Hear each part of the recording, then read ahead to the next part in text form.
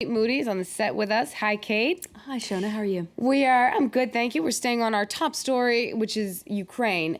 And it seems to be getting closer to some desperately needed financial aid. Yeah, the International Monetary Fund has said that it's ready to respond to Kiev's calls for a financial lifeline.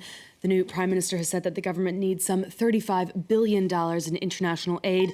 It already owes $13 billion in state debt payments this year alone. Now, the U.S. has already said that it'll guarantee $1 billion worth of loans. The EU said set to guarantee about $1.5 billion. The IMF hasn't mentioned specific amounts, but it says it is sending a fact-finding team to Kiev to launch discussions. It amounts to a de facto recognition of the fledgling interim government. Here's the IMF spokesman. We can work with transition governments, we can work with interim governments, and the issue for us is a government that is internationally recognized, and we have no reason to believe that the recognition is an issue in this case.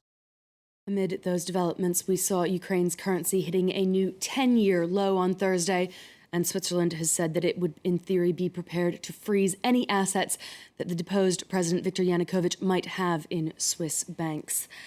Now, let's move on to the markets. On Wall Street, we saw the S&P 500 hitting a new record high on Thursday, crossing that key level of 1,850.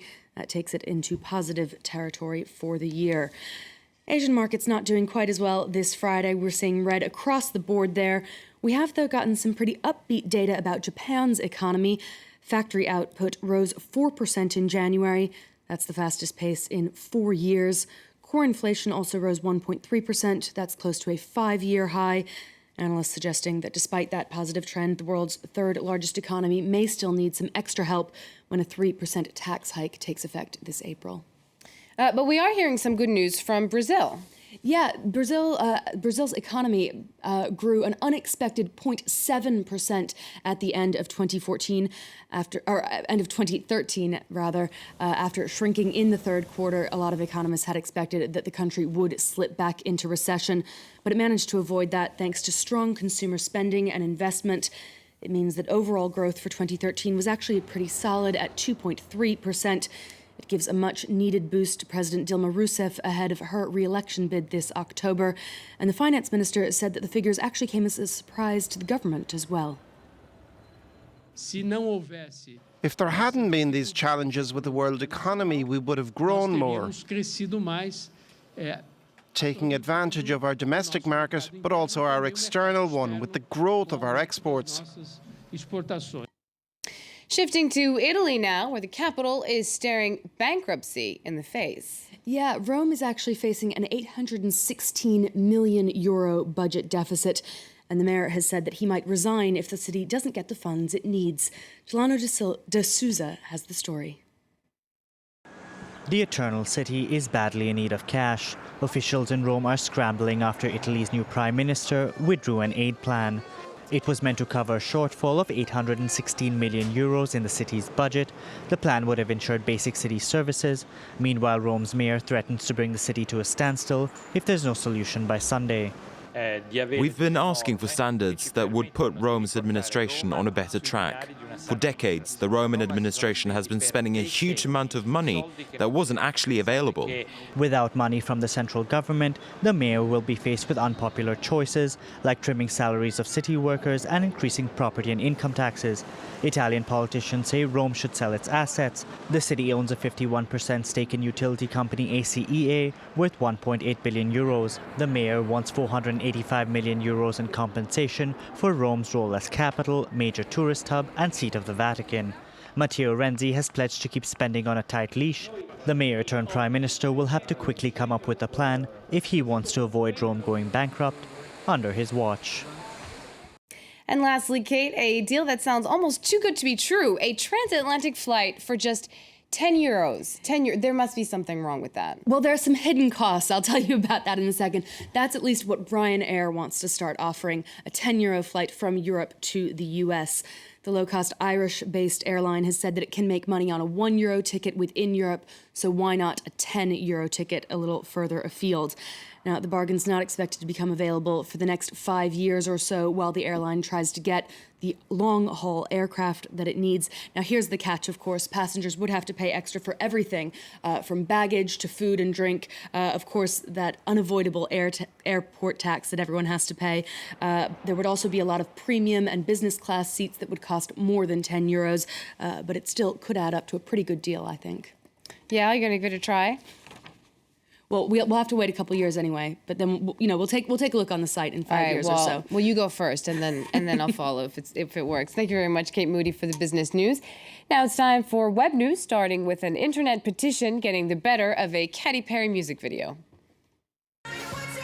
Over 65,000 people have signed this petition, posted to change.org on Tuesday, asking YouTube to remove Katy Perry's Dark Horse video from the video sharing platform. Muslim web users say it's offensive because it features a man wearing a pendant inscribed with the word Allah, turned into dust by the American pop star. Petitioners see this as an attack on Islam and say the video is blasphemous. Web users have also been voicing their outrage and indignation on social networks, with a constant stream of tweets for Katy Perry, blasting her disrespect for the Muslim community. Some, clearly furious, are calling for a boycott of her albums.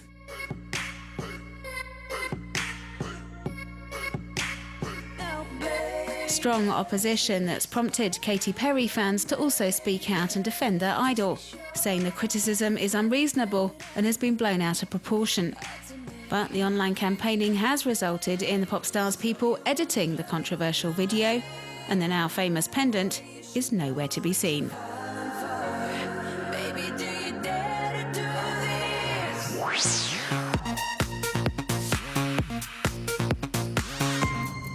When Adidas released these two t-shirts ahead of this summer's Football World Cup in Brazil, they weren't expecting such a backlash. One has an I Love Brazil heart resembling the upside-down buttocks of a woman wearing a thong bikini bottom. And the other features the words "looking to score" with a woman in a bikini.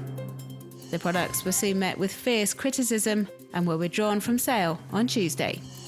Which is exactly what Brazil's tourism board had requested in an open letter to Adidas, saying the company was sexualizing Brazil's image and encouraging the idea that the country was a destination for sexual tourism.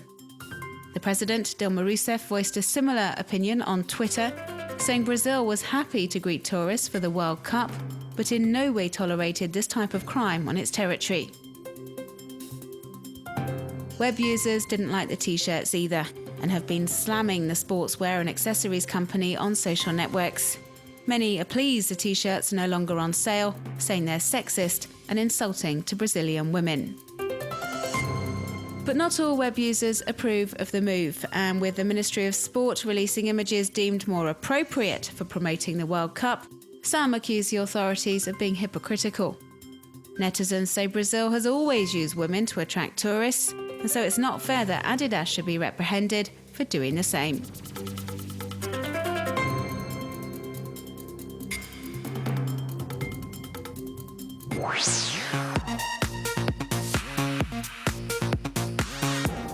Oscar Pistorius' PR team set up the Oscar Hard Truth Twitter account on Sunday ahead of his murder trial due to open in Pretoria on March the 3rd. The aim is to relay the South African athlete's version of what happened on the night he shot and killed his girlfriend, Reeva Steenkamp, and correct any false information circulating in the media. The Twitter handle already has 24,000 followers, and there's also his official website, oscarpistorius.com, which has since been devoted to the case, a story that's generated enormous global interest.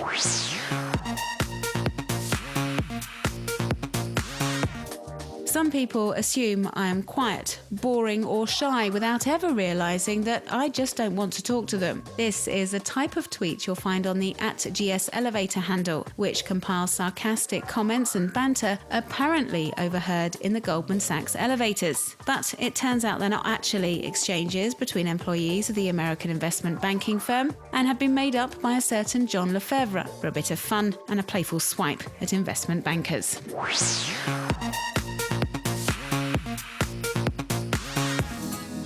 York-based photographers David Luciano and Claudia Ficker have been turning the countless potholes that formed during the cold winter months in North America into works of art, with nods to Alice in Wonderland, Baywatch, and also good old Santa. This stunning collection is called My Potholes and is available to view on the artist's website.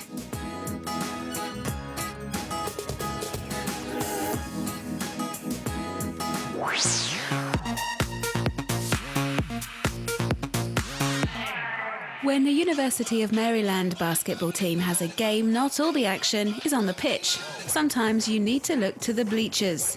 As we can see in this video posted online this week, the entire student section staged a flash mob during Monday's halftime break against Syracuse. A great way of supporting their team, and you can check out the performance from start to finish on YouTube.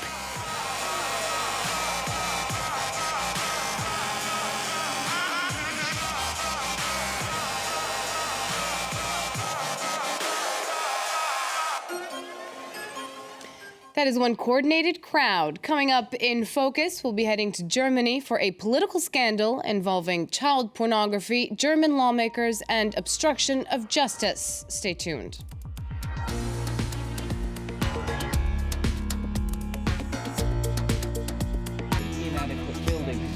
Luanda Revisited.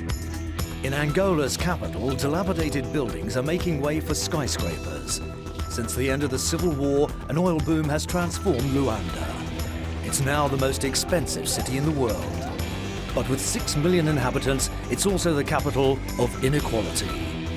Where is all the oil money going? Why is the boom benefiting only the few? Luanda Revisited on France 24 and France24.com.